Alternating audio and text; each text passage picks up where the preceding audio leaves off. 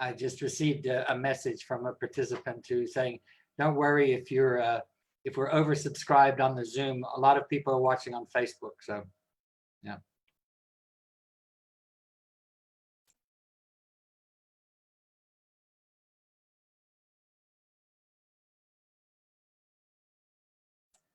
Sean?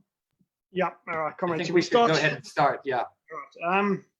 Yeah, so comrades, my name is Sean. I work at the International Labour Research and Information Group. I think we'd like to welcome all the participants and the panelists to a discussion that we're hosting as Ilrig today. The focus of the discussion is really talking about revolutionary movement building within the context of South Africa, but drawing lessons from Democratic Confederalism, which I think Nilifer will talk about, and some of the happenings that are going on in the Rojava revolution, which Comrade Goran will speak about.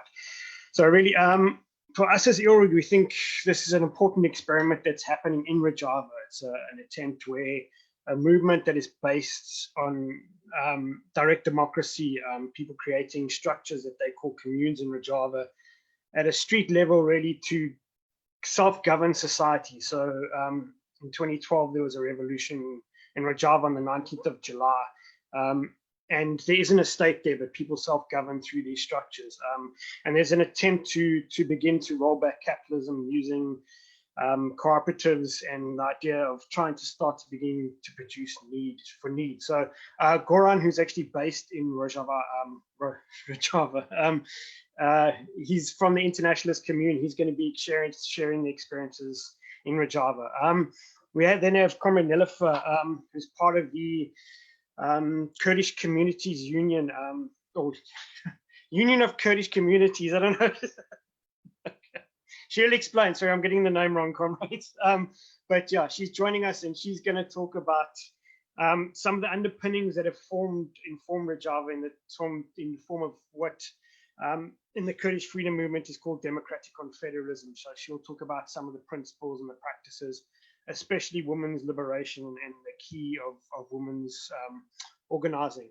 And then finally, our last panelist is Dale, who is a long-time activist within social movements and early in the anti-apartheid struggle. And he's going to share some thoughts about some of the things maybe you might want to think about to take forward in South Africa in the context of trying to build a new revolutionary movement, some of the principles and practices that have been shared by Goran and Nilifer. We also just want to, we have two booklets out. Earlier on, there was the front page of one of the booklets. If comrades want to find out more about the Rojava revolution, we have a booklet on that. And then we have one that relates to there's Dell's got it there. And then one that relates to thinking about democratic confederalism, the principles and the practices, and what we might want to adopt or adapt in South Africa to try to build a new movement that is grassroots based and that is based on direct democracy, especially in a context where we're battling to link community struggles. And in that situation, people often fall back to political parties that want to try and capture state power. And for us as Ilrig, we don't think that is the best path.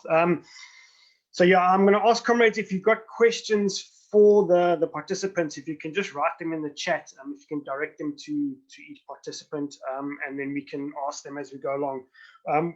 Depending on how many people there are, we might also try and take verbal questions later on, but we'll give the comrades a chance to present and then maybe do a round or two of engagement. So I'm actually going to ask Comrade Nilifer to maybe start just telling us about Democratic Confederalism, and then we'll go to Goran and then Dale. I think Comrade Nilifer has a PowerPoint presentation, so yeah, hopefully technically we get it right.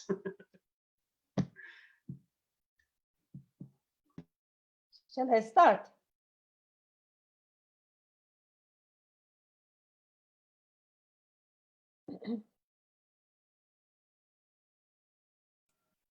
Yes, Comrade Nilifer, please proceed. Okay. Yeah, please, sorry, Comrade.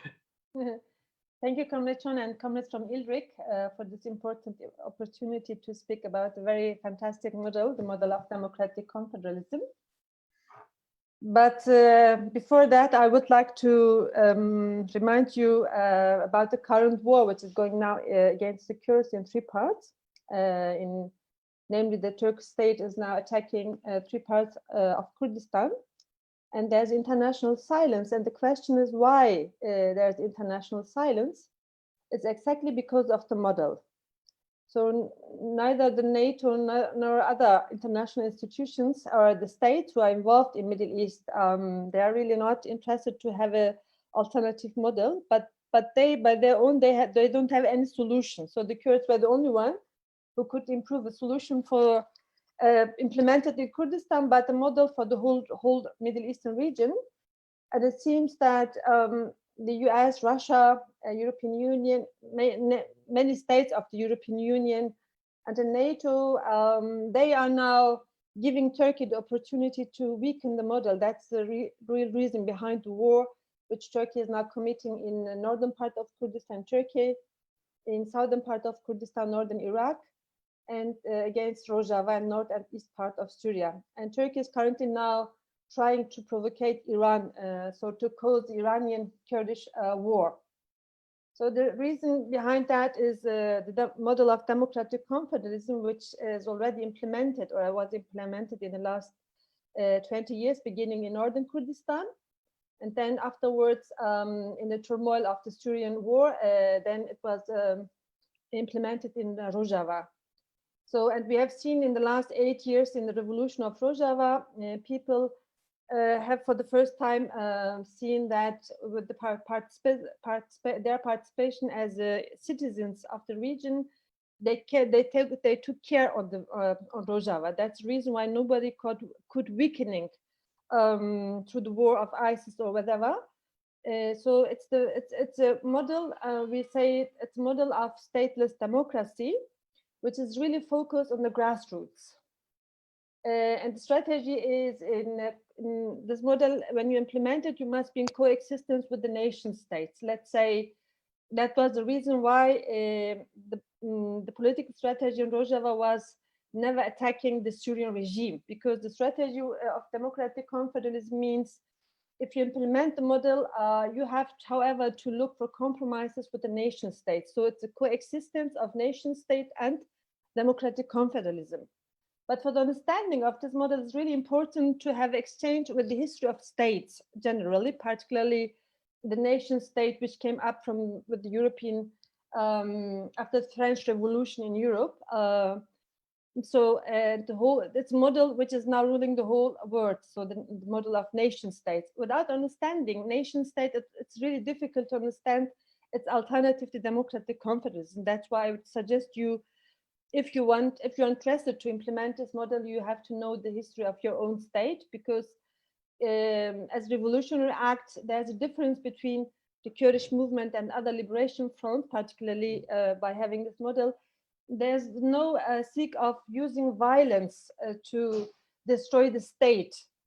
So the idea is you accept the existence of the state, but you improve the model. So until the level of individuals of the society. If you go to the society, there wouldn't be a need to take care of the state. So the state, of course, would attack you. That's why you need, of course, self-defense. But self-defense is morally much more organizing the people, getting them as fully participants of the whole model. That's very important. So.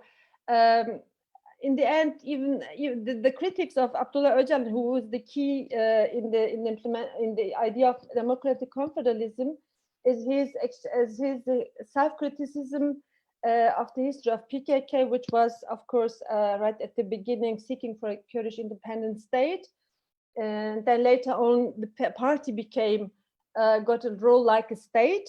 So it means rejecting any kind of centralization of power. So the state in the end is a model which is running power. So, and power of whom? Not the power of the citizens, mainly the power of monopolies of companies. So we are saying the state is today representing 1%, and the 99%, which are the society, are excluded from state generally. And we have seen this particularly during the time of pandemic, when you're asking yourself, what has your government done? Does they took care of the citizens? Or are they scaring that their economy will collapse? So in the 99% of the states we have seen during the pandemic, they were taking care more to the companies and monopolies than the citizens. The only thing what they gave to the citizen, giving orders to carrying masks or the issue of social distancing. So I think the period of pandemic have shown the real face of the nation states everywhere, even in Europe, which are some of the states in Europe are called the social states. I haven't seen any social signs since the pandemic. But nevertheless, I will go now to my PowerPoint presentation. I think speaking about democratic confederalism means speaking about a very complicated system of networking. That's why, to make it simple, I prepared the PowerPoint presentation and to make it more understandable. I hope I can make it technically now. So give me a second, please.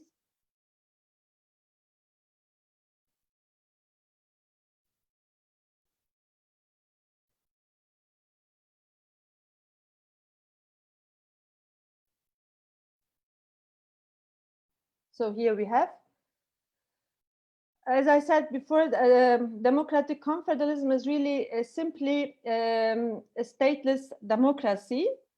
And the interesting thing is why the Kurds are doing, why the Kurds are implementing this model, since the whole world are describing the Kurds as the biggest nation without state. So sometimes when you read books about the Kurds or you follow up news, they say, well, the Kurds are the biggest nation in the world without nation state, and some are feeling really sorry for us so that we don't have a state. And today I would say I feel sorry for them who have a nation state. So because without nation state, you individually or as a collective, you have the opportunity to participate in decision-making bodies in the area where you live. So this is a part, a new part of democratization of politics and administration. So the reason or the way to come to democratic confederalism took 20 years of Öcalan's analysis in the prison island of İmralı. So he was really challenged by the collapse of the Soviet Union.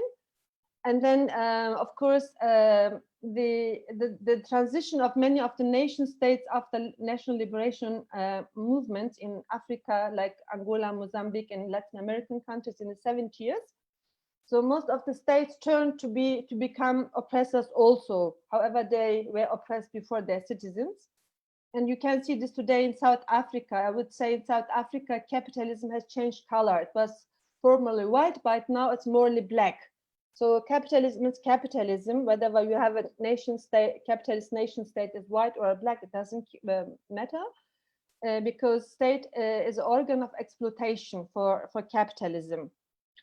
So that was the experience of the transition of national liberation fronts to states, and the parties, the communist parties or the socialist parties, who now became really oppressors of their own people. This was the reason why Öcalan was questioning the backstage of the issue. And of course, since the beginning, PKK was describing itself as a socialist movement, but then saying socialism is not enough, the pre-step of socialism must be democracy. So in any of the countries which they called real socialist states, there was a league of democracy. Means the party became the state, the minority was running politics, and the majority was excluded. So that the history of nation states, particularly in Europe, have shown the character of the nation state is homogenization of any diversity. It's a history of genocides against people, and we have seen this clearly in South African apartheid regime, which was very clear, like black and white. So there was a need to characterize really the nation state as an organ or as a model, as administration form, which is really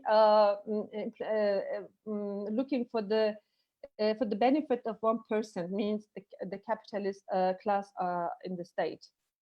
So there's a wider, Öcalan has written hundreds of pages criticizing the state, and then afterwards rejecting having a Kurdish nation state. So because the first book which he wrote was Beyond State, Violence and Power. And it has a history. The first state in the history, as you know, was built in 40 kilometers south from Iraq. It was called Uruk. So from there, the culture of state is coming, and then with the European capitalism is turned into nation state, which means based on one ethnic, one language, one flag, which is now Turkey is committing now. So this criticism of state in Europe, which was more radical, which was more has a character of committing genocide, destroying all the diverse languages, religions, to make everything singular. So we have experiences as occurred much brutal in Turkey and Iran, Iraq, and Syria since the First World War until today. So and the other important thing in understanding democratic confederalism is, of course, one side we have to know the story and the history and the truth of the nation state, but the other hand, because the democratic confederal structure is based on grassroots, we have to know the history of our societies to look if there are still communal values in our societies. So, and my question every time was why Öcalan has chosen this model for the Kurds in Kurdistan. And I came to the conclusion that it has something to do with the Kurdish history, because Kurds never gained a centralized power in their history. There were no Kurdish single state. There were landlords. They were organized as in tribal structures, but all of them were autonomous. This is an important character. So implementing democratic confederal structures in South Africa would need that you know the history of the communities, of the diverse communities in South Africa or in any other country. Where do you want to implement the model? So in Kurdistan, was it easier because the Kurds never gained a nation state or any other form of centralized power? Because democratic confederalism is decentralizing power.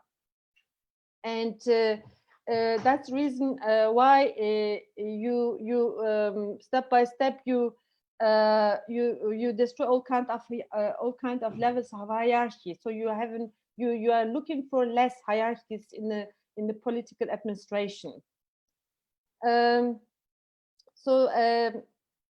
democratic confederalism is a non-state social paradigm, means it's rejecting every form of accumulation of power. So it's going down to the individuals in the society according to their needs and interests. It's a bottom-up democracy, and in that, gender equality is a golden pillar of the whole understanding, as well as understanding ourselves as humans as a part of the environment, as a part of nature. So we call it ecology. Ecology is not just the issue of nature; it's the whole, and the human must understand itself as a part, as whole. So, but since we lost accepting ourselves as a part of the whole ecology, we then start to destroy everything which is outside from us. Let's say the burnings of the forests, the Amazons, or intervening in the world of the animals. So today we have a serious problem, and the pandemic is one of the results that we lost our connections in the environmental or in the ecological circle. And the other important thing is, of course, when you don't depend to the nation state, you have to feed your own. So, and that's why you need own economic system, which is also important, that each of the citizens has to take care on their own. So this is done not through accumulation of capital, instead building cooperatives. Cooperatives are very important. Another pillar of democratic confederalism is, of course, liberating from positive science, which made the humans as an object and the state to the subject. So for that, it was important to create an alternative understanding of science, and that's why Öcalan was suggesting 2008 the idea of genealogy. So the idea of women's of science with the women's perspective, because the first science were created by women, and women and science generally, whether it's maths or biology or politics. It has something to do with the society, with the socialization. So, but through positivism, science became today an issue of elites. So it has less to do with the society. And we have seen during the pandemic, there are hundreds of think tanks or institution of chemistry and biology, and we never heard about them. We don't know for what they're working, what are their principles. So they are working with companies, and they are more interested to look for the benefits of companies than the societies. That's why it's important to bring science back to the society. So one other pillar next to cooperatives is the area of academies and science. So understanding the difference between nation state and democratic confederalism, I made a picture so to make it more clear. Nation states have constitutions, but the democratic confederalism, there you have social agreements and contracts. To change a constitution takes a long time. Decided not directly by the society, but in social agreement, the societies, when they need a new level of transition, then they can decide from bottom to make changes in the social agreements. In nation state, law has the priority, but in democratic confederalism, ethics is the main issue. Because particularly in our region, in Middle East, the states became an instrument of oppression. So the states are run by secret services or by police or military. Law is not the issue. And the state, the society exists parallel to the states with their own ethics, norms, and traditions. So if you look in the societies in ours, for example, when someone is doing something bad, then people say there's a shame on you. Shame is the ethical principle of the society. So you would say in a patriarchal society, not every ethical norms are correct, but I'm talking about a society in which women are playing a key role. And later on, I will explain this. The nation state is based on the pillar of nationalism, but in democratic confederalism, we don't speak about the nations, so we say democratic nation, which means diversity and plurality. It's understanding of unity of diversity. So there is no any single sign of homogenization of the society. In Rojava, you can see this clearly. We have 6 different components in North and East Syria. The majority might be the Kurds, but Arabs and the Christian Aramaics and Armenians, Chechens, Turkmens, they have the full equal rights, and they have their own autonomous structures in Rojava. The other pillar, which is very important to know for the whole system, when you want to understand why we say democratic confederalism and not just confederalism, one of the reasons is because we go deep to state structures. A confederal structure can be state like in Switzerland, but the main idea is to destroy every kind of accumulation of power. And first power was accumulated by patriarchy against women. So we go deep in the history and have seen in our own area the first ground of accumulating power was done by patriarchy, which is now the ground for capitalism. So that's why discrimination of women, any kind of discrimination, not just physically violence, is in democratic confederalism not allowed. So, but in nation states, in many of the constitution or in the rules of labor, you will see women are discriminated when they do the same job, but the salaries, the differences still is a problem even in Europe.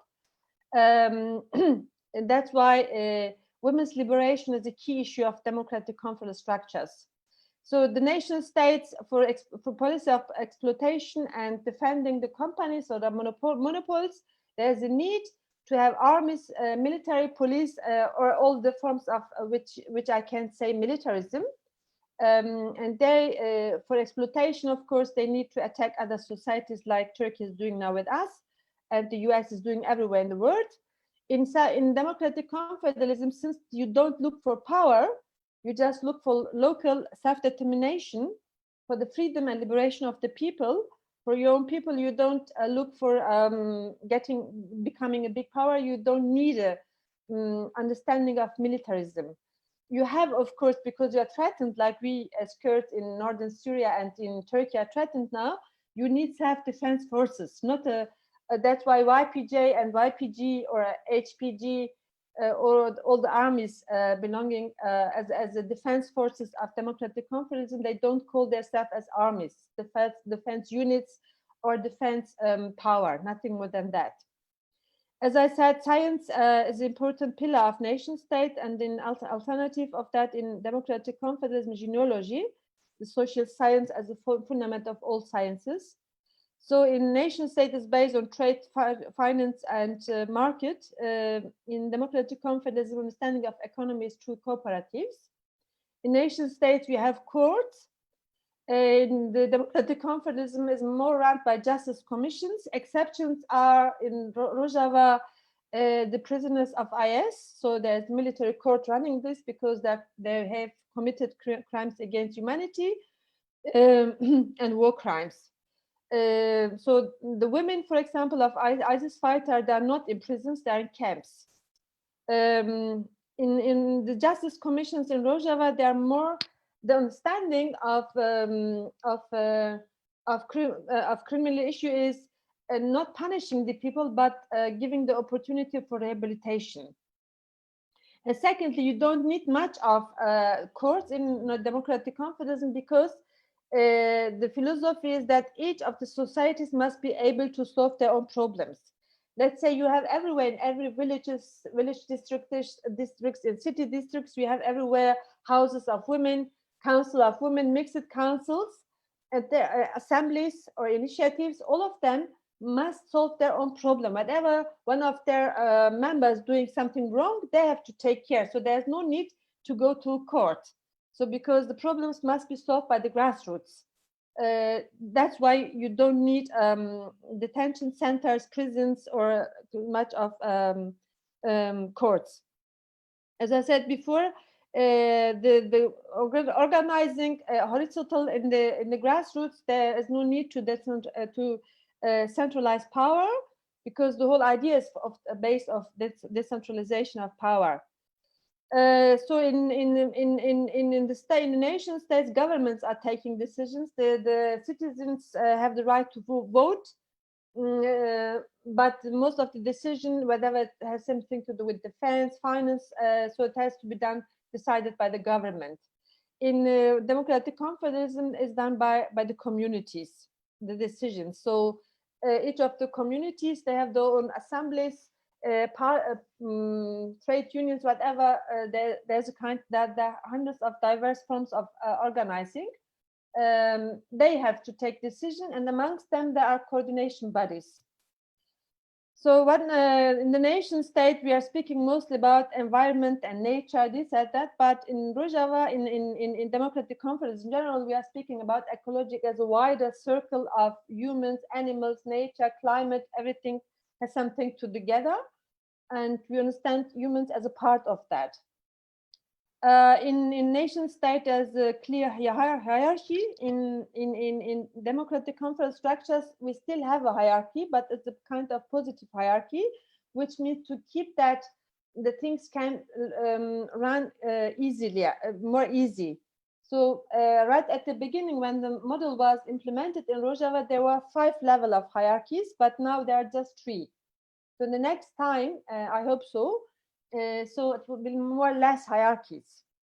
So I said the finance understanding in nation state is monopolistic, and in democratic confederalism anti-monopolistic. So in the decision structures in democratic confederalism, not everything is done by voting. Instead, it's more consensus orientated. So I will give an example from Rojava. When you, for example, decide in city assembly to build up a road in one Kurdish area, and there are also Arabs amongst the Arabic people in the representative of Arabic assemblies in the umbrella assembly of a city, what you do, the Kurds are the majority and the Arabs are the minority in Kamishlo, for example, the biggest city in North Syria. What you do is you don't go to the procedure of voting. You have empathy. what you do is, if there's a need to build a road in the Kurdish, one Kurdish area, but the Arabs need the same, the Arabs need to have a road on in their own district also. What you do is, as Kurd, you firstly build the road in the Arab area, not in yours.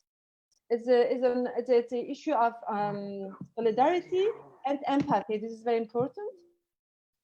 One other, I made other to make it understandable. So to repeat, nation state is representing 1%, means capitalism, and democratic confederalism is, according to the understanding, is representing 99%. So, and here you can see it includes diversity, pluralism, coexistence, women's liberation, democratic autonomies, people's assemblies, communes, initiatives, NGOs, different interest groups. You have churches, you have mosques, you have synagogues, you have youth, autonomous organization of youths, autonomous organization of journalists, lawyers, teachers. So it's the organization structure for all diverse groups of the society. So, but the important thing is, nation state and democratic confederalism are in a relation of coexistence. You weakening the nation states when you organize yourself without looking on the state. So if you don't knock on the door on the state, but take care on your own needs, so you make the state useless. This is the secret of democratic confederalism. Sorry, Nilofer, you just got 3 minutes left. Okay. Then the final very important point of why we call it democratic, not just confederalism, is when you go deep to destroy the understanding of power-based philosophy, it's important to have the women as a key player in the whole model. So therefore, in every region where we implemented democratic confederalism, we have parallel organizations. So means there are mixed structures, men and women, and just women's. So let's say you have people's councils, which are mixed by men and women, but then you have parallel women's council. The women's councils are responsible to look that there's no accumulation of power in the mixed structures. So the women are delegating the female members of the mixed structures, but there's also joint coordination between both, between the Women's Council and the People's Councils. So the other thing, democratizing politics on the highest level, there's a need having the system of co-chairs, which we implemented since 2006. The understanding of the co-chair system is, we understand the man is representing power and the women democracy. So the women have to take care that the man has to overcome the understanding of power patriarchy. So by looking how the man is solving problems, or is he looking to the interest of the society? So this is the role of women. So the female co-chair is also it's designated by Women's Assembly. No man is allowed to designate to suggest women for any of political bodies. So this is an untouchable area for men. And then you have mixed communes and women's communes, and the cooperatives, the same, and everywhere is the same structure, so parallel structures. And the key role of democratization of the society is played by women. So that's why liberating firstly women, and by so, if a woman is liberating herself, then the man automatically must change. So that's what we experienced in the last 40 years in Kurdistan. And then we already got a base for for implementing democratic confederalism. Since 40 years, there's a struggle of liberation of women in Kurdistan. And today, the main key players of democratization in any of the structures in all fields of life are played by women, but who are really organized. So it's not individual fight. In that we are different than the feminist movements. So we do believe that the freedom of society belongs to depend to our freedom. So at our struggle, when we achieve higher levels of freedom, that means that society will achieve the same. So that's why it's a social movement led by women. This is a different character of the Kurdish movement, and particularly the main difference of the thoughts of Abdullah Öcalan when he talks about democratic socialism means the part of democracy is played today by women and opening the gates or the way to a new form of socialism in the 21st century. Thank you for listening. Thank you, comrade. Yeah, so I think some important points there were how the comrades in the Kurdish freedom movement have built structures of direct democracy that are different to the state and the central role that women play in the movement. Can I ask Goran if you can maybe just share your experience of Rojava, you there now, and how these things work on the ground, and then also maybe if you could just for 2 minutes share some of what the situation is like now. Okay, thanks. Yeah, sure. So maybe now about the situation here. As you know, since the 15th of June, so last June, middle of last June, the Turkish army was starting a massive offensive, not only in Rojava, but mostly also on Bashur, which means the Iraqi part of the Kurdistan autonomous part of Iraq. And so they made a different strike also in Rojava. There were, like, for example, a drone that was striking a civilian house and killing 3 members of the women's organization of Syria. Of northeastern Syria, so Rojava. Also, they were striking in the region of Suleimania in Iraq, like also killing civilians. And at the moment, there is still a war in the mountains of the Free Mountains of Kurdistan, which is over the 4 different countries, like over Turkey, Iran, and Iraq. And so there is a fight between the guerrilla forces of the PKK and the Turkish army. So this is more or less the situation right now. We can see also that the Turkish army is not able to enter further inside of Bashur, inside the Iraqi Kurdistan. But also the 6th of July was attacks on Ainisa in Rojava, which means that it's possible that Turkey, now that they are not able also to expand so much in Bashur, will turn again their attention inside the Rojava, which is a bit what is happening, also what happened last year, but also before the war of Afrin. There were some strikes of the Turkish army inside the Iraqi Kurdistan, inside Rojava, and then the massive offensive was starting, and this is what we are waiting at the moment. And if I can add this maybe at this point, and this is also why we were calling together with other solidarity networks for 2 days of actions, of demonstrations, the 18th and the 19th of July, so in a few days. And so this is a bit for the general situation. Now Turkey had some meetings together with Iran and Turkey. They also had a meeting together with Trump the other day. So yeah, it's very possible that a new invasion, a new attempt of invading Rojava would start in the next week or in the next month. Now, more about the topic of today, about the communes. It's necessary to make a little introduction, like historical introduction.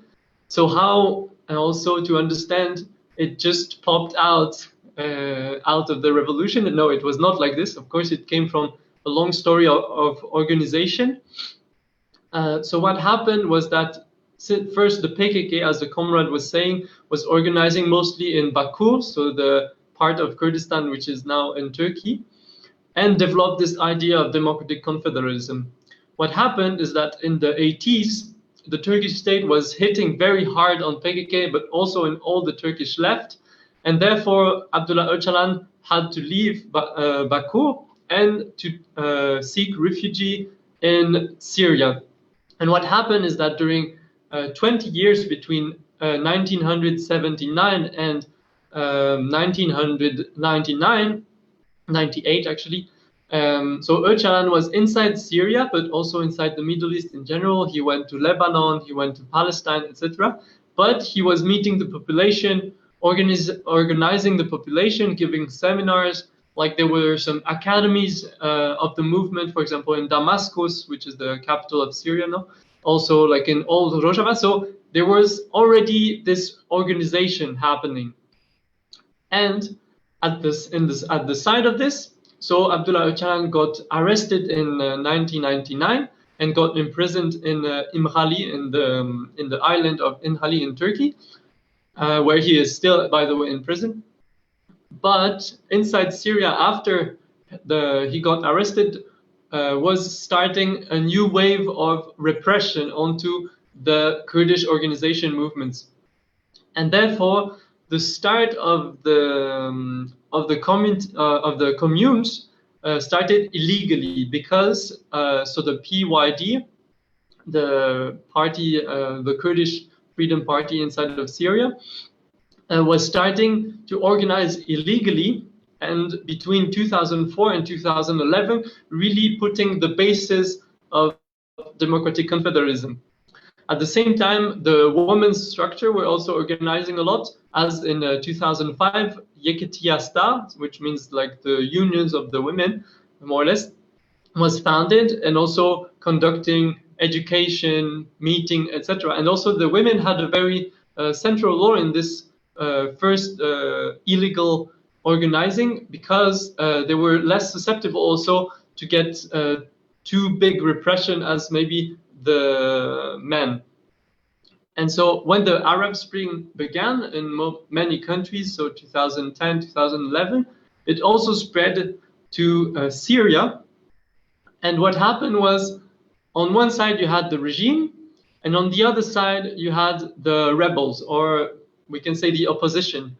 But both those forces did not want also to put the Kurdish question into like to find a solution to it, we can say, because the regime has this long existence, a long history of oppressing Kurds, while the opposition very fast from its original democratic ideas turned into more Islamist ideas, and also putting the Arab race, we can say, higher than the other minorities of the Middle East. And therefore, the Kurds found themselves a bit in between, and they decided not to take one side of the other, but to propose a third line. And so therefore, they proposed a democratic solution to Syria. And this is where Democratic Confederalism started. Because directly when the Arab Spring started, and also inside Syria, the Kurdish region also started, because they were seeing that as an opportunity to take to put again their question into to put it again on the agenda. And therefore, the 19th of July 2011 was the uprising of Kobane. This is also why we call for general solidarity demonstration on the 19th. It's historically also interesting. And so the partisans, the Kurdish partisans, were blocking the major streets of the city. The PYD and the Yekitiyasta movement members were taking major places of the city, the important places of the city, and therefore blocking also the few military points of the Syrian army. And what they told the soldier was, okay, or you leave and you leave your weapon, or you will have to fight against us. And what happened was that because the organization was already so strong, because so many people were joining those demonstrations, the soldiers simply left the city. And so therefore Kobane was liberated in a non-violent way, and followed in the next days by the city of Afrin and then the city of Derik. In the city of Derik, there were some confrontations. Some few people died, fell shahid in this liberation. But therefore, the three regions of Rojava in the next months got liberated. And so what happened is, directly when they got the freedom again to speak their language, to speak their language to the school, etc., directly the PYD established people councils in most areas. And so this brings us to the topic, the core topic. How is it working at the end? So the system, as Heval Niloufer was describing, is bringing together both direct democracy at the base, and further organization in higher levels. The structure today that is organizing Rojava is the autonomous administration of northeastern Syria. So this includes the three original cantons, so the three cantons of Rojava, Afrin, Kobane, and Jezire, but also all the cantons who got liberated from ISIS, which are, for example, the region of Manbij, the region of Tabqa, of Raqqa, of Deir ez-Zor, and also the region of Tel Rifat. And therefore, we don't say Rojava anymore because Rojava means Western Kurdistan, but we say autonomous administration of northeastern Syria because it is, as the comrade was saying, a pluralistic system. What is at the base of the system is the social contract, which established like basic social rights, gender equality, also ecological principles, etc. And there are different councils. So at the higher level, you have, like, for example, an executive council, which is more looking after the topic of health, of economy, of natural resources. On the side of this, you have a general council, which make laws, like who tries to make that the laws, like the basic principles, are also applied in each of the 7 regions of the autonomous administration. And finally, you have the Justice Council that put to practice the laws. But at the end, those, we can say, superstructures are only used when the questions cannot be made at the local level. And this is why we say that the essential and most basic level of organization are the communes. So now, what are actually the communes? What are their responsibilities?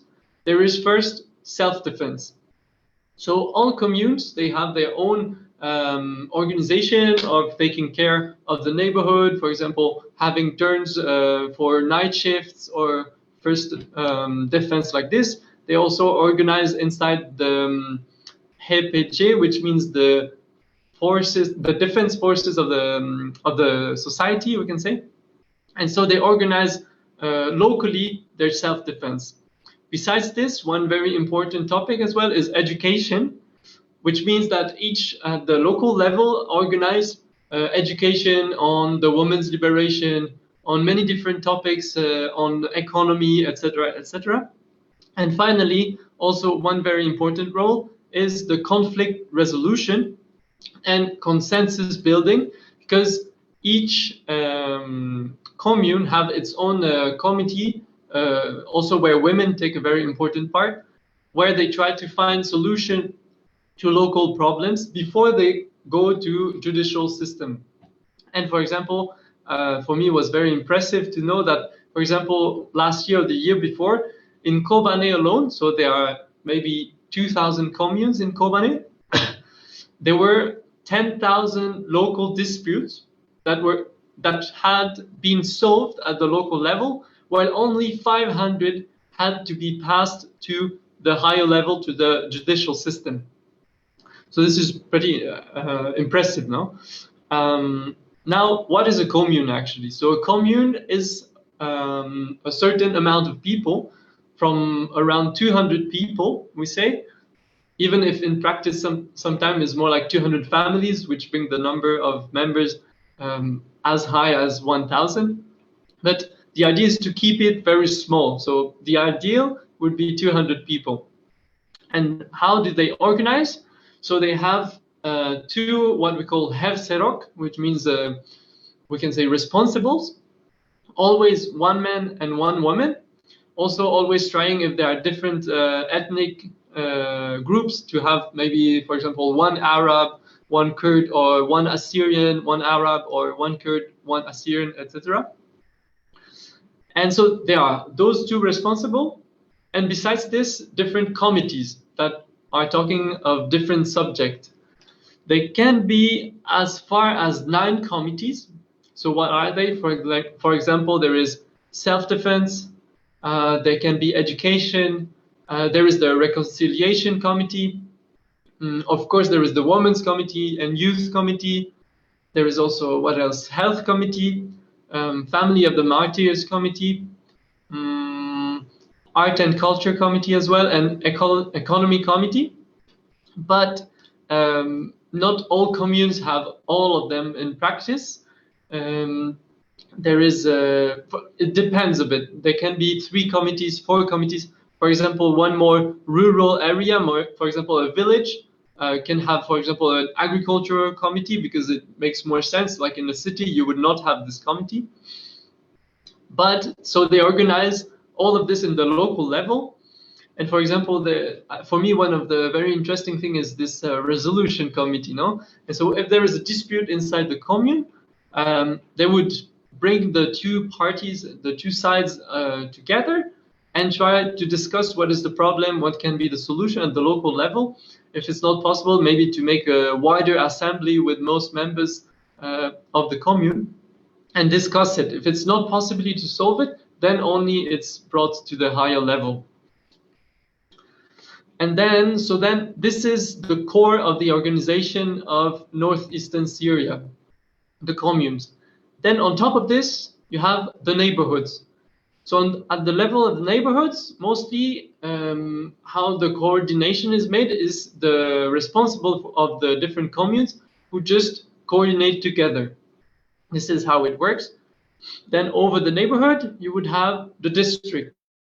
Over the district, you would have the canton. Over the canton, finally, you have the structure that is uniting the 7 regions.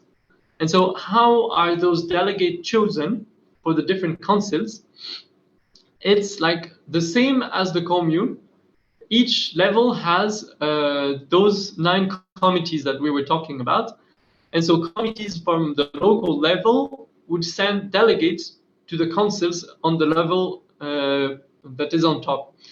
And inside those councils, it's a mix of elected people coming from the communes, from the neighborhoods, and from unions as well. For example, if we talk about the councils for education, then there would be delegates from the communes, from the local level, and delegates coming, for example, from the union of the teachers that would send their delegate to this council. And what is pretty interesting to notice is that at all levels of organization, there are quota of minimum 40% of women. So in all organizated structure of Rojava, there is a minimum of 40% of women. This is interesting to note.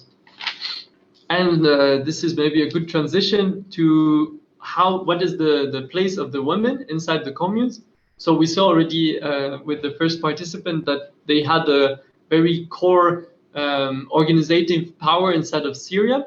Inside the communes, so at the most local level, they would take a very important role, for example, in the resolutions committee, because also a lot of problem of disputes are maybe related to patriarchal behaviors of women getting trouble with their husband or whatever. So they have very important role in the resolutions committee. Also, they have very important role in educational work. For example, they organize reading circles, also women's reading circle. For example, in one village I was going, the women had organized like an insurance system, because you know, like the war is a very big, how to say that well, is very present in everyday life. Like a lot of families have lost members, have martyrs in their family, and therefore they got this insurance so that women who maybe lose their husband or for the reason of war like this could still get help from the global organization, from the different women.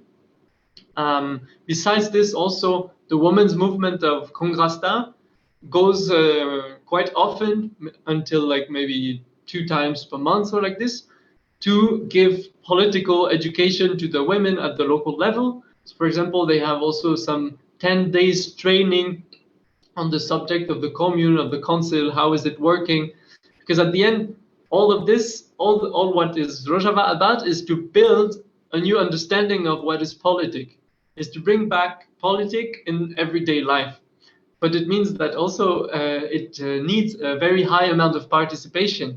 And this is also something that is not coming naturally, because people were for hundreds of years, well, maybe we can say 100 years or 50 years, under very statist powers where they had no rights at all.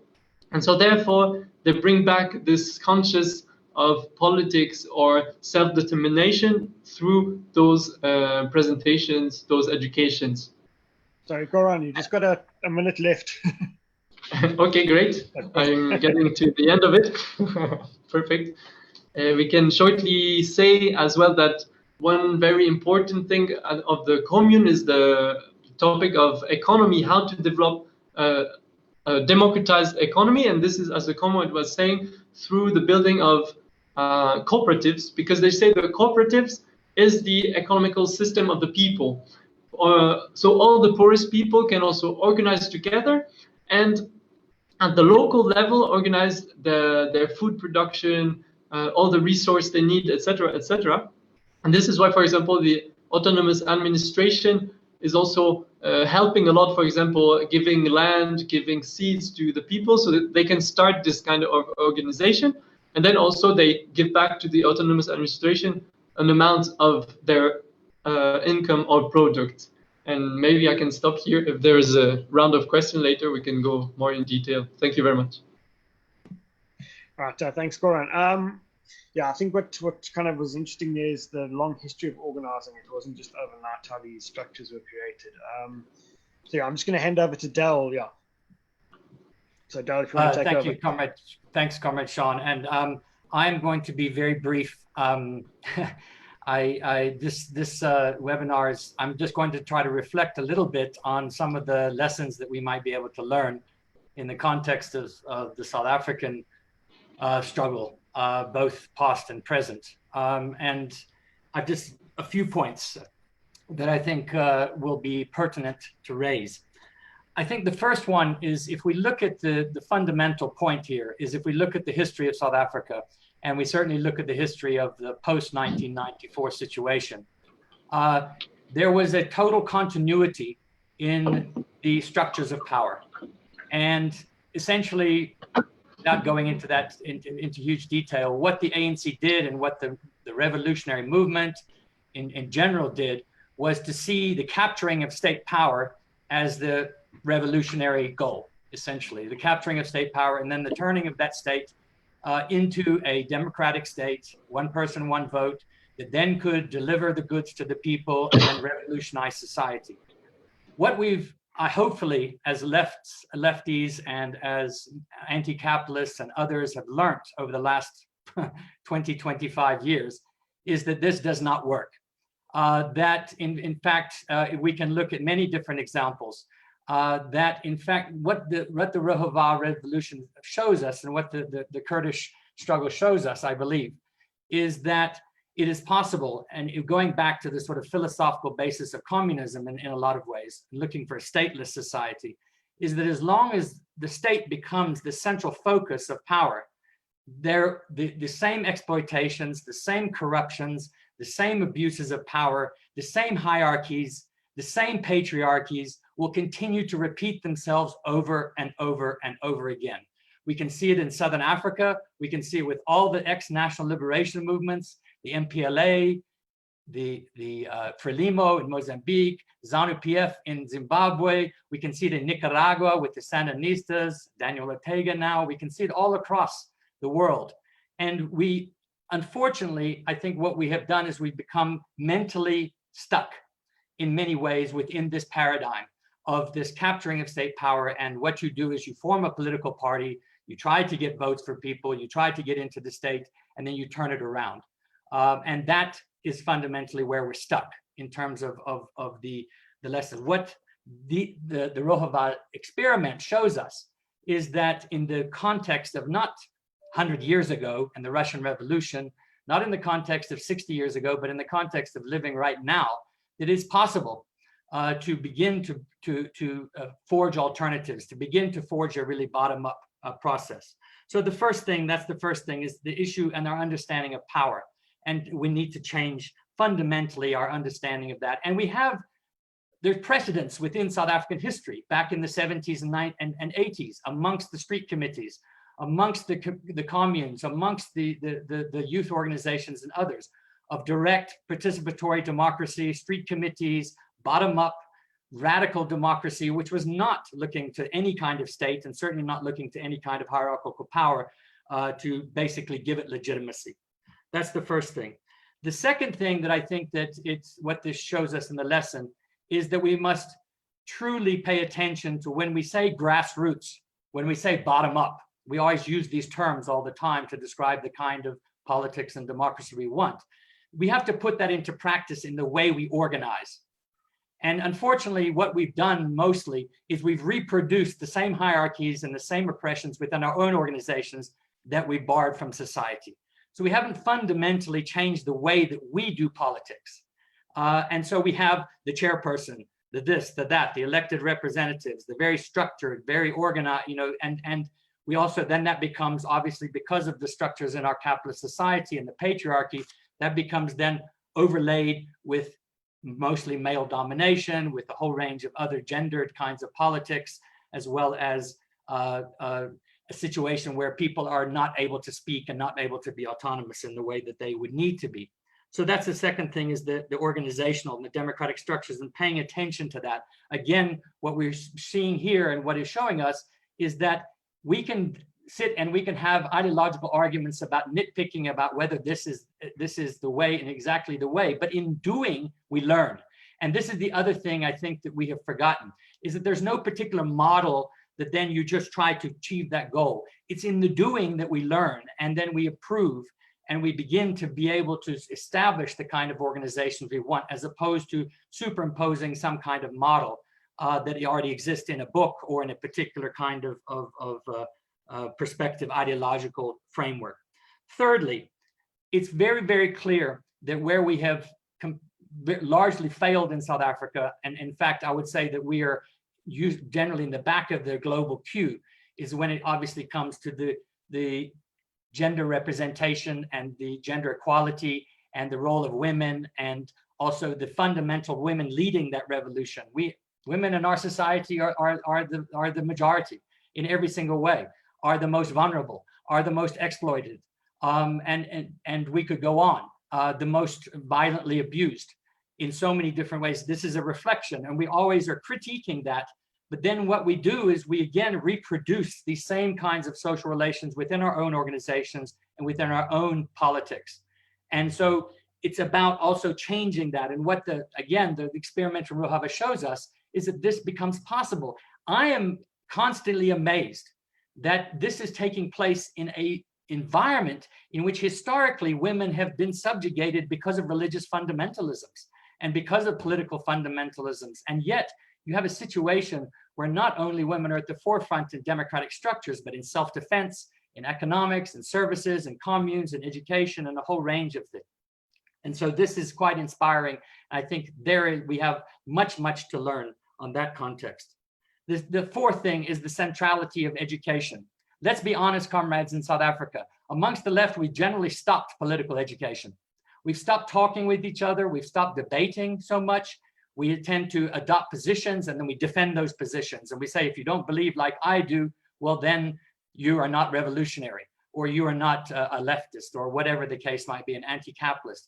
Instead of engaging in constant debate and constant educational processes, questioning and having those collective things. That was what the power of the 70s and 80s and the anti-apartheid movements and some of that was about, with its limitations. But nonetheless, there were the seeds of those things. And what we've done in some ways is we've forgotten that. So that's another area.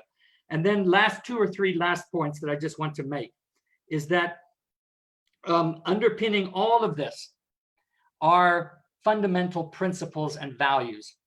And this to me is at the core of where, when I look and I read and I see and I try to learn from what is going on in northeastern Syria and the Kurdish struggle, and what I see is a fundamental attempt, consistent attempt to change consciousness, to change the way in which we think about things, so that when corruption arises, when patriarchy arises, when all of these bad behavior and sectarianism and everything arises, we're able to deal with it collectively, because the collective is constantly re-energizing its own and changing its own consciousness and relearning that constantly.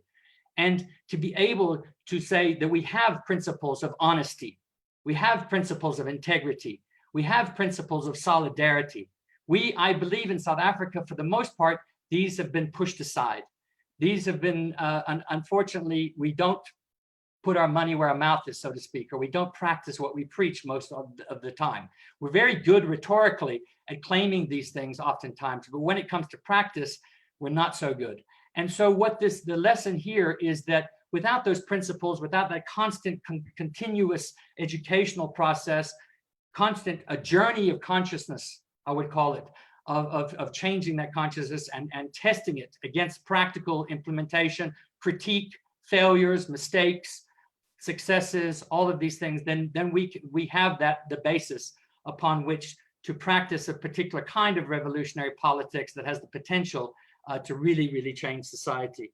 I wanted just to end off by quoting it comes from a book that I wrote a couple of years ago on South Africa's corporatized liberation. And I was trying to look and think through ways in which we needed to rethink what we're doing, because clearly what we have been doing hasn't been working particularly well in the context of trying to fundamentally change our society. And so this is what I would leave us with. What we need is a willingness to rethink politics, to develop a militant sense of hope, to embrace an empowering solidarity, and to think outside established political orthodoxies, along with healthy doses of humility, a readiness to listen and to learn, the courage to confront and to act, as well as to fearlessly engage in difficult, patient, and consistently principled struggle. We can plant the seeds that will grow the self-belief in our individual and collective ability to change things, to be part of forging real, bottom-up and interlinked alternatives, to be part of a new revolution. And I want to say to the comrades in Rojava and the comrades there, full solidarity, full support. It's inspiring. We need to learn, South Africans, we need to listen, and we need to change the way we do things. Thank you very much. Thanks, comrade. So maybe what we can do now, yeah, just to draw some lessons maybe from Dale, is also we do have a history of structures like the street committees, and I think to rebuild those type of structures and also think about what type of values and principles and practices would take sort of a progressive struggle forward. Comrades, there's a couple of questions, so let me just, they've come up here, so maybe if I can, I think it's mainly directed at Goran and Nilifer. So one of the first questions is, how do you avoid a hierarchy emerging again and a mini state emerging? I think that's more for Rojava. The other one, it's more philosophical. I don't know if we're going to get into it here, but what's the difference between democratic confederalism, anarchism? The person seems to think they're pretty much the same thing. Then the fourth question is, what is the difference between democratic participation of communities in Rojava and democratic participation of workers' democracy as part of the Russian Revolution? And why do you think Rojava is not a state, even if a different type of state? And then I think the comrade is also asking, what's the difference in, is there a difference between genealogy and feminism? Is there a difference, or is it the same thing? Yeah, and then we'll take maybe another round. If it's all right with you two, comrades, if we can go to 5:45, and then yeah, we can wrap up. But yeah, those are the first round of questions, and you can see how far we get.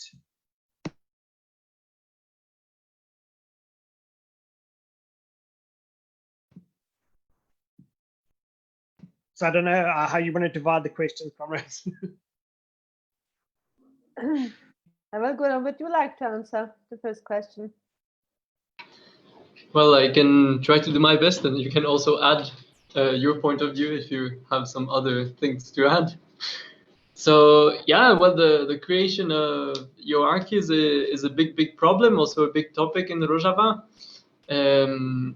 especially because, as I was saying, no, it's a matter also of changing mentalities. Like, for example, in some communes, because of this state mentality that was existing before, some of the members would maybe see those Hefserok, those responsible, as a new state, and say, okay, so they are supposed to bring me all my needs. Or the Hefserok themselves, those responsible, would see themselves as superior to other people because of lack of understanding of the system or like this.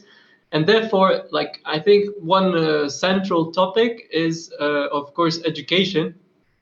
So there's a lot of efforts given into this topic. For example, each sectors, for example, there is like education inside for the society itself.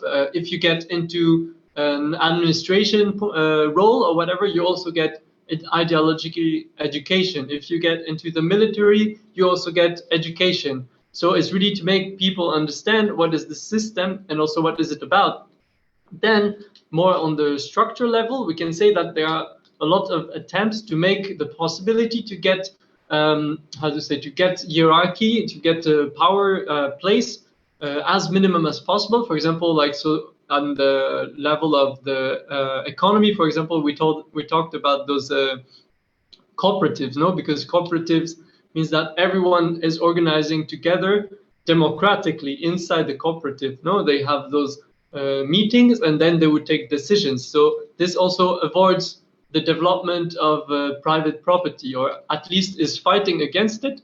And also because at the end, also the people who are maybe not interested at the first, at the beginning, they see also the success of it, because naturally we can see that the forces of everyone makes greater also output, no? And so the idea is to convince people to join this kind of more democratic system. And this is one big challenge of democratic confederalism, is because it's not forcing people. And maybe this is also touching a bit the question of what happened in the USSR, because they are not forcing anyone. Also, they were not like expropriating the land from people, but inviting people to enter more like to communalize it or whatever. And also there's one big thing, for example, is not nationalization of resources, but more communalization of resources. And so therefore I would say that at the end, it's always trying to get more and more people involved into the political life, to get also, but to understand what means hierarchy, to understand what is the place of each one. And so therefore also, if people understand who is their represented, their delegate, they also are more able to defend against it and to retake the power. This is what the comrade Niloufer was also saying, no, empowering the people, giving the power to the people, and so at the end taking away the people from institution. Yeah, this is what I would say. I mean, everything which is implemented and improved by humans is not perfect. And the model of democratic implementation of democratic confederalism in Rojava is really not perfect. There are thousands of problems. We are right now, since 8 years, in a process of transition from dictatorship mindset to democracy, from patriarchal social structures to libertarian social structures. In this transition process, there's also, of course, a resistance from those who are losing, because democracy is not for the benefits of those who used to rule. These are mainly men in the society, or the upper class in the society. But what you do is, like Goran was saying, for each kind of problems, there are hundreds of academies. The other important thing is the control mechanism of the system are the women's movement, because democracy is more for the benefit of women, since they have lost in the system of dictatorship. So the other strategic alliance of democratic confederalism is the youth. So youth is by saying representing anarchism in the movement. So when you ask, is there a relation between anarchism and democracy? Yes, the youth is implementing anarchy in the anarchism in the whole system, keeping it very alive and preventing any kind of conservatism and bureaucracy. This is really important. But in the transition process, we took over from a Baath regime, the model of a state. We have, of course, still elements of nation state in Rojava, but it's the issue of strengthening the society so that you made, with the time, the state structures useless. So the revolution started on 19th of July 2012, so it's not a long history. And you imagine the people were influenced by a corrupt regime of Baathists. And by the way, in the program of the Baath party, you will find it, they say they are socialists and have taken over partly elements of the Soviet Union, like in economy. So in Rojava, when you produce cotton, it must, how many you produce, it has been decided in Damascus by the Baath party. So party was ruling the state, like in the Soviet Union during the time of Lenin also. So, and when you want to produce more cotton and it was not allowed, what have the people done? They start to make it illegally. They become corrupt. So corruption is the problem. That we have taken over all the problems of the regime. So regime was teaching the people, the children in school, like what I was saying, when people are trying to get more into, to look for the interest, they are putting pressure on co-chairs, men and women, to get much more as they needed. What they do, they of course offer them bribery money, whatever. So this kind of problems are happening. But how we deal with that? We know there's a transition process, and these people are not bad people. So you give them time, you don't force them, you can't just accuse them that they are representing the idea of regime. What you do is you give them space for rethinking, for getting new consciousness. And this is done through in their communes, in their councils where they are member. Each single individual in the society is organized. So the organization structures means being amongst other people helps you to overcome the things what you learn from the regime. So learning liberation, getting a free consciousness, it changed the people, and that's why the reason why the model is functioning. And then you have academics. If the people insist not to make changes in their move, and the commune can solve the problem, then you give the people the opportunity to learn rethinking. That's why we have thousands of academies for any single problems everywhere. And the most important thing, overcoming bureaucracy and state structure, are the women. As I said, they're playing a ideological role. It's not just in self-defense or in participation in politics. So they are those overcoming any kind of accumulation of power, because when you have too much bureaucracy, so bureaucracy can turn to accumulation of power. That's why the level of hierarchies are very less. And the elections are just for, there's a system of rotation. So you don't have anyone for 10 years in leading positions. So if the community don't feel well with your style of leading, then say you go. So this is a kind of preventing, because it's direct democracy, the commune or the assembly, the council can decide for re-election of the people. That's how they overcome the problems. And I would say the question, similarities between Rojava and Soviet Russia. Well, as you remember, even Rosa Luxemburg criticized Lenin that there's a leak of democracy in the system. So that after getting the power, taking over the state to the Communist Party in Russia, the party became the state, and the economy was run by the party. So the colchoz, the social system was run by the party. It was not the people who decided what to produce and how much to produce. So in Rojava, there's no centralization of any party, of any of the movements. There's no, as I said, there's no monopolization of decision-making bodies. Everywhere is decentralized. Decisions are taken in common collective structures. In the Soviet revolution, they call it the revolution of the proletariat. In our revolution, we say the proletariat are the women. That's very basic difference. Since we say women's issue is not just the issue of domestic violence, this and that, it's a problem of overcoming patriarchy, and we have alternative women's ideology against patriarchalism. So which is the main offensive force power in main offensive power, not in bad terms, in the whole system. So control mechanism in each field of life. And we don't have a gender code. We don't have a women's code of 30%. We have a gender code of 40%. In some political structures, there's 50%. It's a period of experiencing. So amongst the Arabic communities, we don't force having a gender code, because the Arab society need their own time for changes. So our differences is in dealing with in the coexistence with our other ethnic groups like the Arabs, because in the Arabic society is very patriarchal, tribal structures. In center of tribal structure is the man, and polygamy is a real problem. What we do as Kurdish women's movement, because each of the co-chairs in some mixed region between Arabs and Kurds, mainly the man is the male co-chair and the woman is Kurdish, the female co-chair. So and then it's of course you don't force Arab men by just saying I want you to change. No, what we do, we change the women in Arabic society. We share our experiences with them. They have to change the Arab man. It's not our duty, because they have to liberate themselves.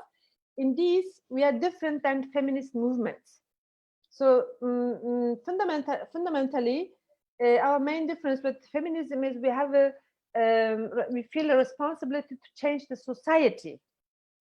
So we don't just to have we are not looking for equality, because in our society equality means have the same rights like the men. And what kind of rights does the man in our society have? He has the right to abuse you, to kill you, to do everything, because the man is the king.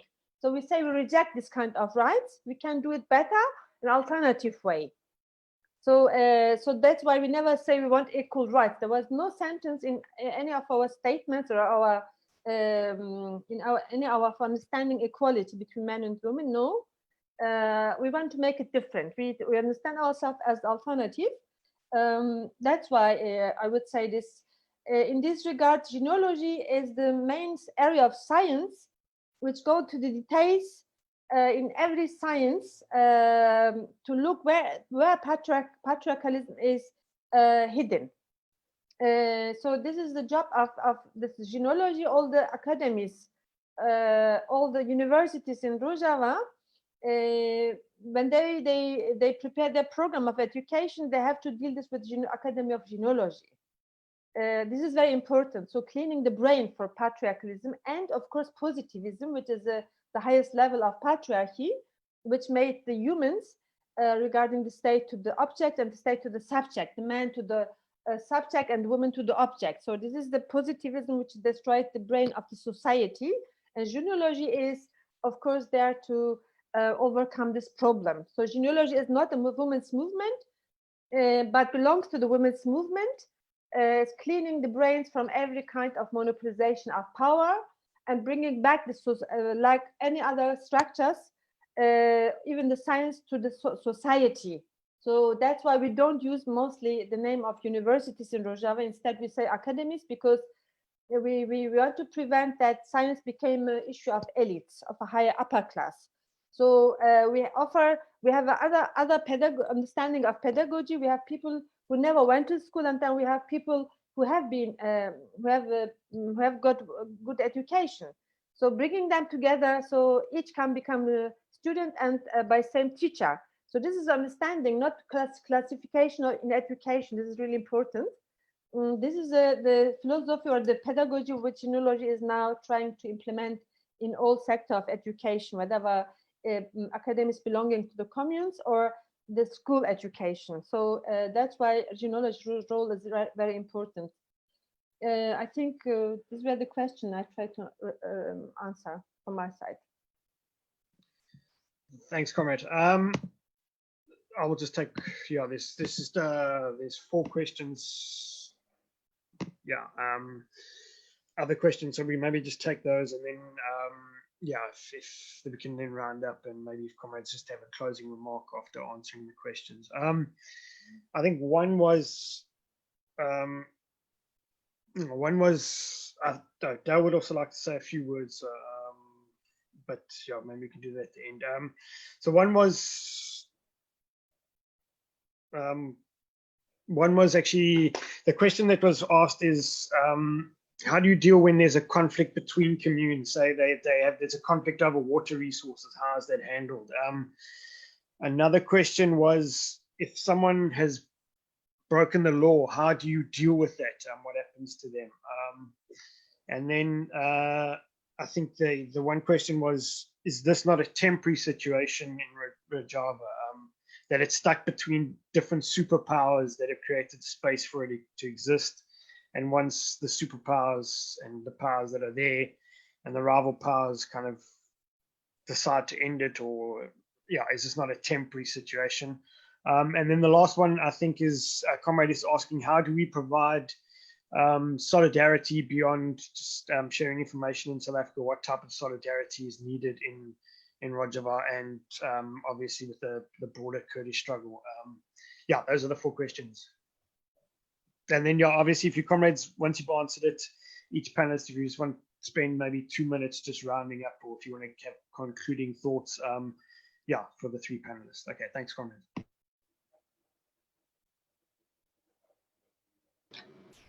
Comrade Nilufer, you want to start? No, you can start. Men first.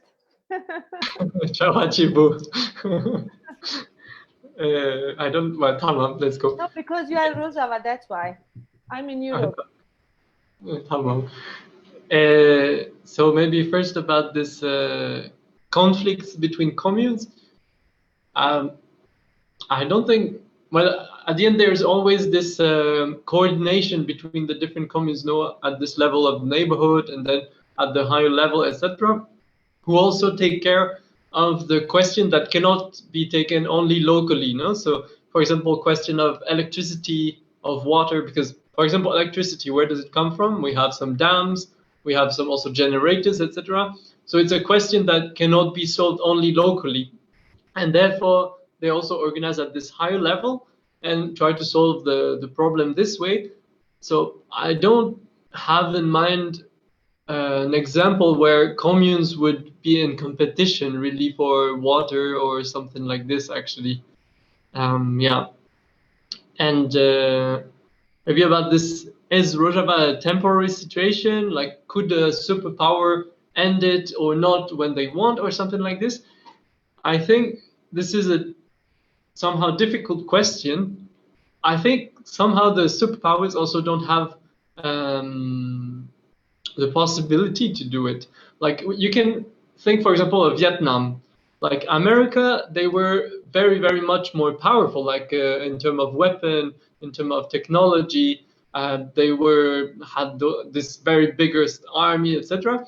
But they never were able to destroy Vietnam, like, of the Viet Cong and the Viet Minh, because they had those guerrilla strategy that made the life of the Americans hell in this place.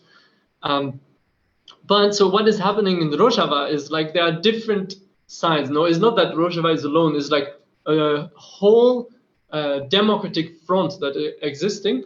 For example, in Rojava, but also Democratic Confederalism is also applied in the Yazidi region of Shengal in Iraq, in the refugee camp of Mahmoud.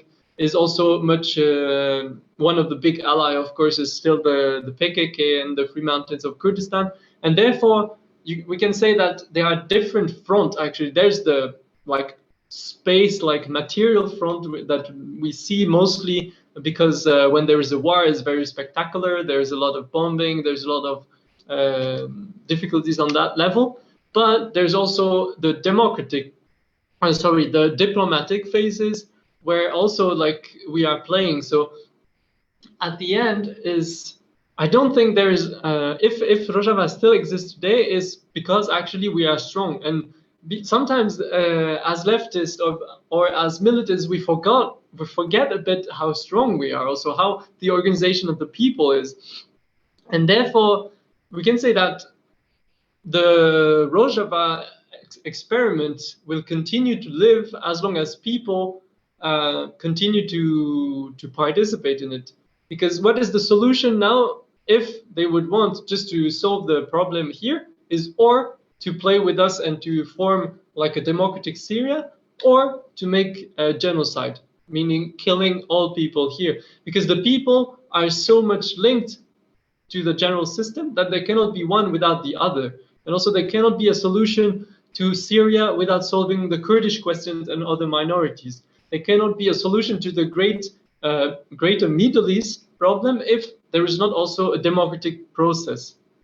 So yeah, we can say like this. And also about this brings to the topic of solidarity, because how to help the best Rojava is also to develop actually democratic processes, democratic places all over the world, because today we really have to understand the fight in a global level, no, like worldwide level.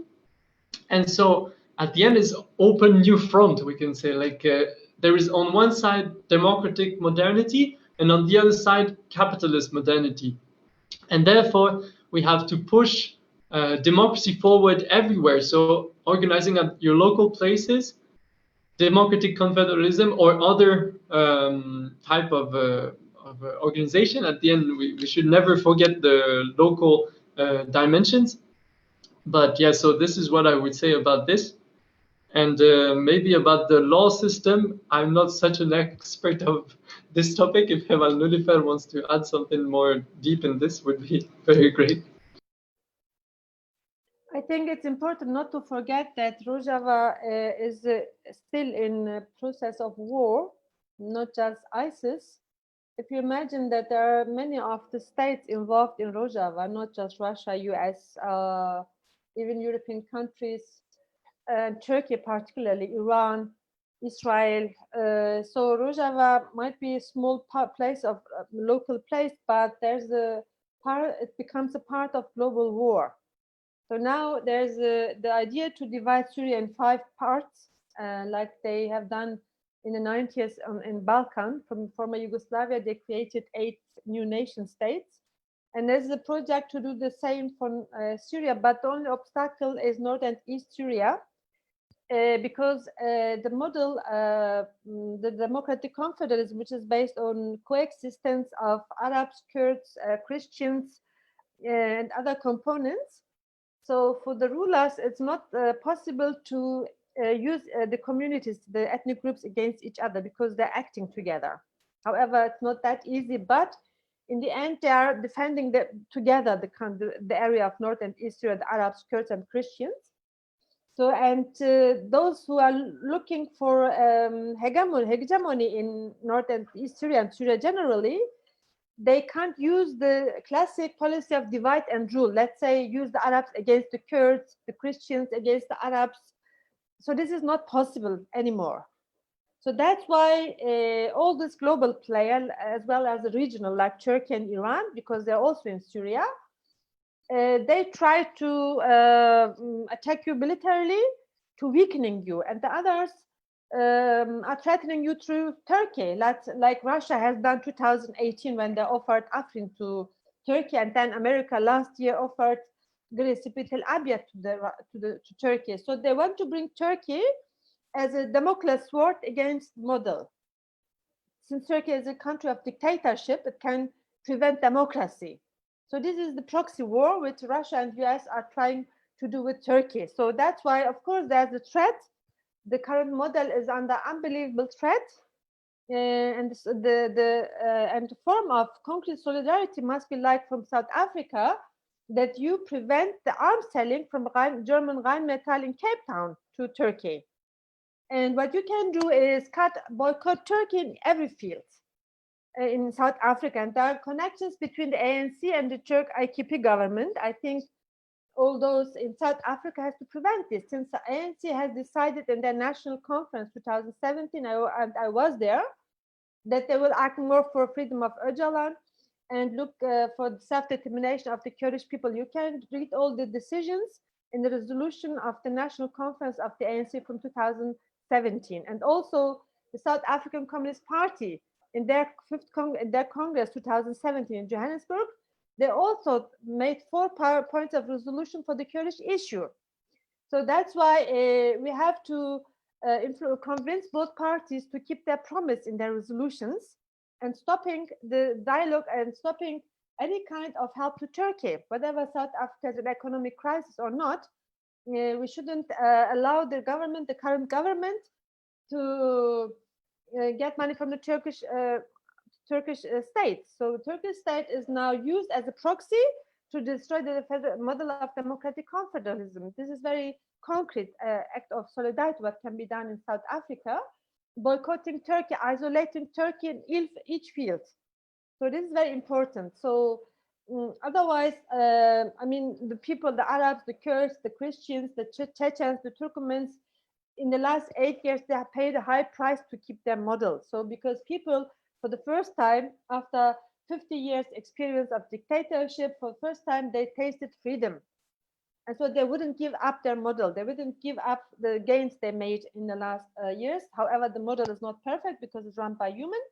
But the insistence having kind of model in a very conflict or a war zone in the Middle East, however, Syria is comparing with other countries really small, but the model which is created, which was created there, can solve all the problems of whole Middle Eastern area, because none of the area is all in all areas. There's a problem of coexistence of the ethnic groups, of religion, a problem of coexistence between men and women.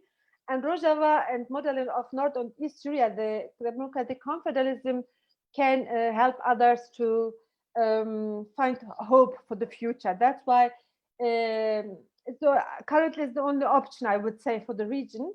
And so we will do everything that this model will not just survive, but spreading its idea as utopia to all the people who are now looking for a solution.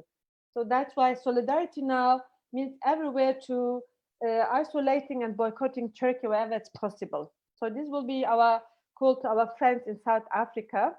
And recently, unfortunately, Rheinmetall sold arms to Turkey, which are now used in North and East Syria against the people and also against the Arabs in Libya.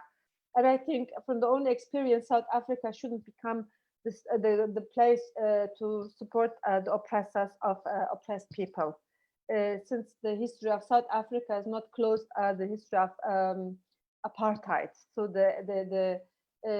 and I think the people in South Africa are these who will understand us much better than any other people. So that's why we would have our friends to boycott and isolate Turkey. Okay, thanks, comrades. I'm just going to hand it over to the panelists if these comrades who want to just round up for like a minute or 2 minutes. Yeah, so I don't know how you want to do it, comrades, but yeah, maybe between you guys, if you want to decide who goes first, and then just 2 minutes to round up.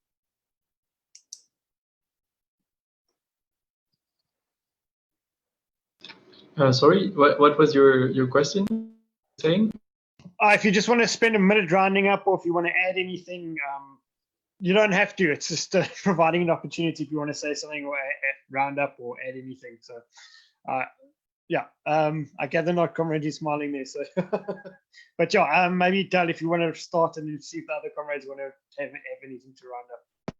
Sure, sure. I'll just say a few closing words. And let me first say that even as a participant, as a panelist, I was listening with great interest to all of this. And I think I'm looking at some of the comments and a lot of the people who are attending as well as watching this. And I think that there is a huge interest. And one of the things that I said that we need to do here in South Africa, one of the blind spots in South Africa, unfortunately, is that a lot of South Africans don't really look elsewhere. They tend to think, if you talk to Zimbabwean, I was born in Zimbabwe, if you talk to Zimbabweans, they'll tell you that oftentimes South Africans know more about other places like America than they do about Zimbabwe, their next door neighbor. But what we need to do is we need to be looking, we need to be learning, we need to be listening. And I think that humility that is necessary for any revolutionary, a revolutionary consciousness, to be able to learn, is something that we have to imbibe here. We have to really get hold of that. The other thing I wanted to say is at the heart of everything that has been said here and all of the really truly revolutionary movements that have been emancipatory and have really changed things has been, as you say, participation. It's the participation of the people. Unfortunately, I think in South Africa, many people have gotten very tired of participating. They have stepped back. They have allowed the state. They have allowed the opportunists. They have allowed the corrupt people to take the space and to basically run with it. And so many of our struggles have become very defensive. We're trying to just stop things and trying to basically put up walls in order for them not to become worse. And I think it is this right now, as we're going through these very difficult times with this pandemic, it allows us to look at the possibilities that those that we think are powerful are not really as powerful as they really are. The really power really does reside within the people. It is possible if we organize, if we participate, if we think through, if we're constantly moving and pushing that power, and power can only be known if it's exercised in many ways. So it's not about trying to simply have the ready-made model. It's about learning as we go. So I think this is the beginning, to me, of a conversation, of a learning, of a engagement that I hope will develop. And I'm sure it's developing across in many different parts of the world. But as you say, Niloufar, South Africa has a very particular kind of history that has a radical militant history, but it also has a very tragic history. And it has so much potential. And many people look to South Africa, particularly on this continent, for the struggles that go on here. So it is a call to fellow comrades, to activists here as well, to be able to sort of let's rethink, let's begin to re-energize ourselves and take these opportunities, because there, as the old the communist saying is, we have a world to win, and the only thing that we have to lose are our chains. So thank you again very much for the opportunity. I really, really enjoyed participating in this.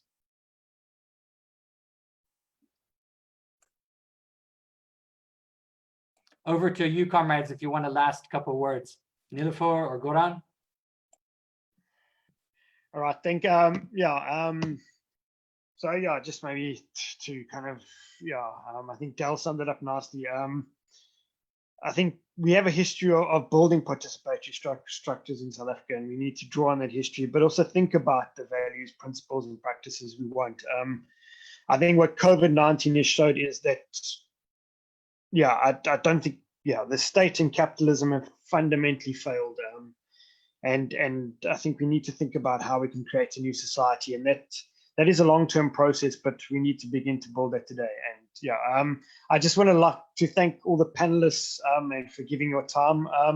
Niloufar, if you could send the PowerPoint to me. There's been many requests for your PowerPoint, so if you can send it to me, then I can forward on to participants. Just to say, Viva Rojava and Viva Democratic Confederalism. We running monthly or more than monthly 7 webinars. So just to let comrades know, the next webinar we're doing is we have a play that's being done for radio. It's on COVID-19 and its impact on the working class. And we invite comrades to the next webinar. We'll have playing a section of that in a panel discussion. I'd just like to also thank Anele and Alex for doing the technical stuff that I can't do. And just to thank everyone for participating, and solidarity to the comrades in the Kurdish struggle, and we're with you. Thanks, comrades. Thank you very much. Thank you. Captain. Thank you. Zurspas. Very much. Thank you. Bye. Sure. Bye. Thank you very much. Yeah. Bye. I'm going to end the chat now. Thanks, comrades. Thanks, Anele. Thanks, Alex. That was good. Yeah. All right. Thanks a lot, comrades. Bye. Cheers. Bye.